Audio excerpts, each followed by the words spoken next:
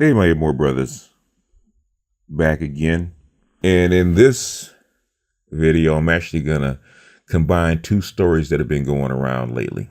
But first, I'm actually going to talk about protection. Okay, I am a father of 3 children, and I'm a grandfather of 3 grandsons, who I am very protective of. But the first thing that you teach your children and your grandchildren is to protect themselves. Like when your child first starts to walk and is able to get around, what's the first thing you teach them? Not to walk out in the street, not to get into things that will harm them, like electric sockets, chemicals, hot things that they're not supposed to touch, like the oven and the stove, right? Something that's going to do them harm. You teach them strictly to protect themselves, because you can't be there all the time. It's your job to protect them, but as a human being, as an intelligent human being, it's also your job to protect yourself. And as a father, as a parent, it's your first job, is not only to protect your child, but teach your child to protect himself. Certain things you don't do, certain places you don't go, how to de-escalate, how to use your words, and then when necessary, use your fist. Everybody should use common sense when trying to protect themselves or stay out of trouble. But I think a lot of black women who supposedly raise children, have raised children, don't get that, especially nowadays. I guess it's a millennial thing where everybody's supposed to be bubble wrapped, where you're supposed to seal everything up and make sure that nothing can harm the child, or even, if as an extension, harm women. Women have adopted that they can go anywhere, do anything, be anywhere, say anything, get in any situation, and nothing's supposed to happen to them. For 200,000 years, you go out in that wilderness by yourself, unprotected. You could get eaten, you could fall down and hurt yourself. In other words, the world was not bubble wrapped. Now we have this culture where we think, certain segments think, that nothing is supposed to happen to them ever, no matter what. Now let's get into the two stories that have been going around. First is, I think is the silliest, which is the McDonald's thing with the young lady getting into it with a customer over a straw and then getting pulled, getting yanked, and then having to fight. Now, she did defend herself, and I give her kudos for that, because the customer wasn't supposed to put hands on her, and then she retaliated appropriately until cooler heads could prevail and separate the two. But where did common sense fail? Remember, your first order is to protect yourself and to stay out of trouble. The customer came over asking for a straw. You gave said customer a straw, and the customer persisted in berating you. Now, common sense on the street, man versus woman, you would tell that woman to walk away, de-escalate. If possible, that's on the street. Beef is squashed. He still wants to talk about it. You walk away until such time that the person follows you and puts hands on you. You're at work at McDonald's. It's an open place. You're supposed to be able to handle irate customers. And if you can't handle the irate customer, you're supposed to de-escalate it by going to get the manager, as per what you have been taught. You have been trained. In fact, she even talked about her manager being trained in such a manner. And I'm going to point out a couple things that I think I pointed out in my live stream that got missed. Number one, the guy behind her employee behind her, that was talking to her, was telling her to let it go and go get the manager. She had already given him a straw. In fact, they pointed it out that the straw was already on his tray.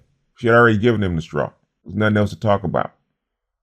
If he was irate, she should have said, I'll let you talk to my manager and he can explain it to you, which is the same thing that her 2 employees told her.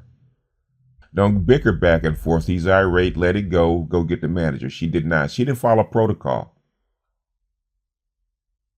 Why? Because she was pissed off. She wanted to make a point. She felt disrespected by the customer. McDonald's teaches you you're going to get disrespected by the customer. You work at a counter. You're going to get disrespected. You're going to get talked to. You're going to get people that are drunk. You're going to get people that are irate. It is your job to handle it properly. They give you protocols to handle it properly. She did not. She went back and forth. She got snatched. And then the violence ensued. She failed the first rule of common sense because she really wanted to fight, as can be seen when they're separated and he's pushed back, she's led to the back, and the manager comes forward to what?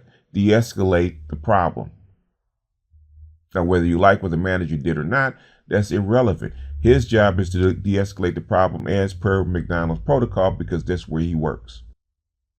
She came back and said she was with it. She wanted to start another fight with the customer. First job is to do what? Protect yourself. That's what men know. That's what athletes know when they go out on the field, football field. Keep your head up and stay aware because anything can happen to you and you can get hurt by not paying attention. Same thing in the boxing ring.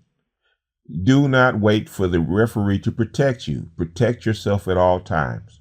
Just because that bell goes off doesn't mean that that dude won't swing and take your head off. Happens all the time.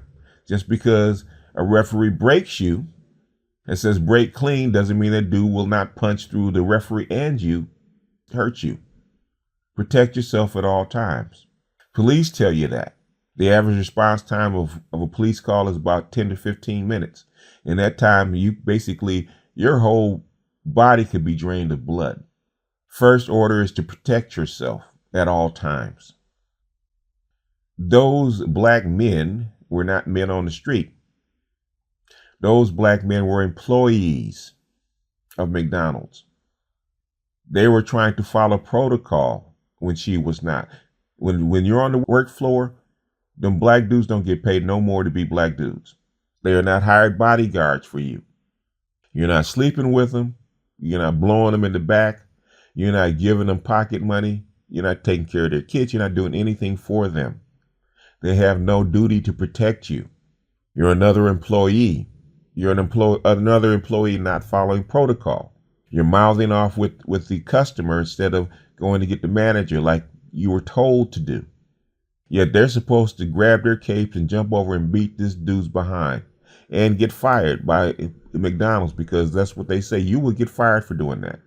You can protect yourself, but you're supposed to follow protocol. There was a guy a few years ago in McDonald's that wasn't doing anything, wasn't even part of the transaction. He got slapped. He slapped back. And then the two women hopped the counter and started attacking him. He defended himself. He got fired. He was supposed to de-escalate the problem as a McDonald's employee. Black women get upset because they get in their feelings instead of rightly looking at the scene and looking at that woman should have used common sense and stayed safe. If she was doing everything properly, doing what she's supposed to do, those guys would have come to her aid a lot sooner. Nobody can protect you from being stupid. Next,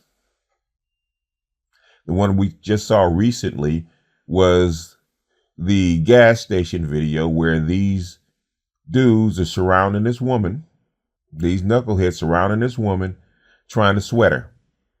There are about 5 guys surrounding this chick, trying to sweat her, trying to talk to her, trying to put their bid in, and wouldn't let her pass. Now, on the surface, when you first look at this, it looks bad because it looks like this woman is threatened by these knuckleheads.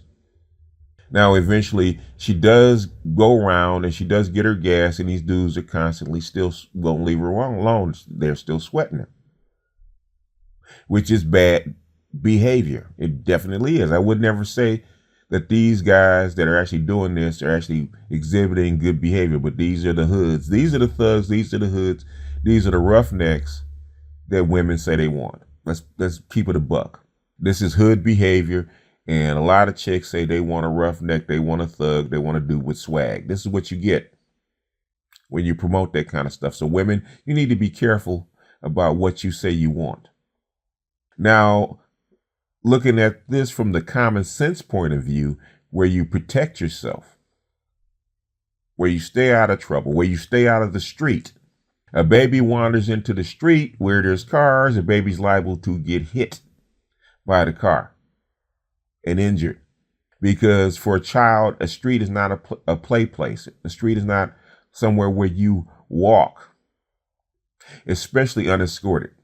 Now, this woman pulls up into a gas station at night, gets out of the car by herself with all these dudes, these hood dudes hanging out at the gas station. What's wrong with that picture? I'm a grown ass man. I'm 6'1". I weigh over 200 pounds. I see 10 dudes hanging out at a gas station at night. Guess what I'm not going to do? I'm not going to stop at that gas station and get gas. Now, a lot of women are going to say, well, it could have been extenuating circumstances. It could have been the only gas station open, and she really needed to get gas. That's very true. But we're going to take this from a common sense standpoint. If you're a skinny little chick like she was, and there's 10 dudes hanging out in a group, you take your chances. You take your chances to find the next gas station, because the possibility of you getting injured or something happening to you is probably great. Common sense, stay out the street first. Second thing that I looked at, when she did get out of the car and she did try to go to the gas station and all these dudes were pressing her, what she should have done was get right back into her car and drive off. Did she do that? No. She continued to ride on, walked around them, and started purchasing her gas. Why? Because she didn't feel that she was threatened.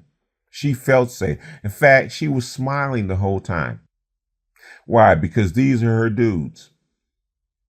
These are the kind of guys that she's comfortable being around. She wasn't afraid. She didn't feel uncomfortable. This is her element. This was not some suburbs chick that was raised by a two-parent household and had a master's degree. She was very comfortable getting pressed by them dudes. You can tell by the weave in her hair. You can tell by the way she was dressed and the sandals, the flip-flops on her feet, what kind of chick she was. Am I saying she was a ratchet? I don't know that, but I would suspect highly that she may have been, because she was real comfortable around them hood dudes. It is a class thing. Those are the dudes in her class. Those are the dudes that she feels comfortable with. If you put her on a debate team, she'd feel mighty uncomfortable. You put her around some educated lames, she'd be mad. She would rather be at that gas station walking through that gauntlet rather than be on a date with an educated lame with a degree. Could be a big fancy restaurant. She would rather be at that gas station being sweated by those dudes than be at a fancy restaurant with an educated lame. Trust and believe. Every culture has lower class people.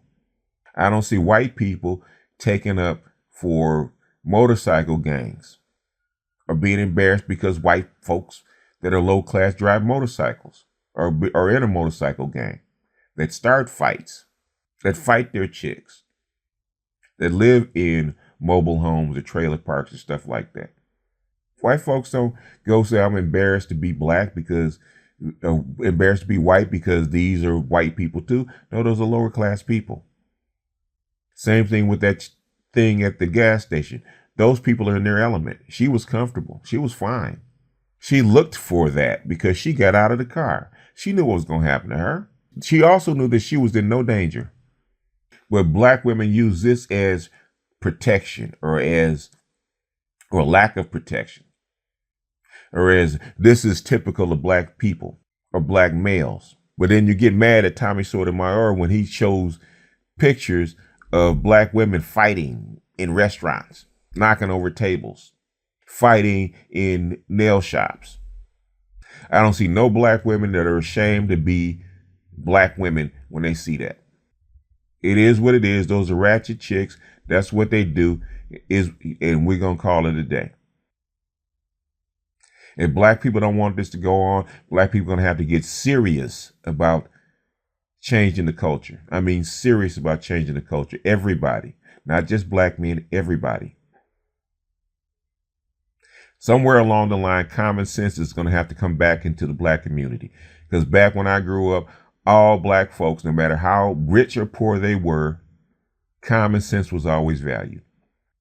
And black people not only called out fuckery, but also stupidity, and not try to bubble wrap people that are being stupid. The world is an ugly place, and this is not the ugliest place in the world.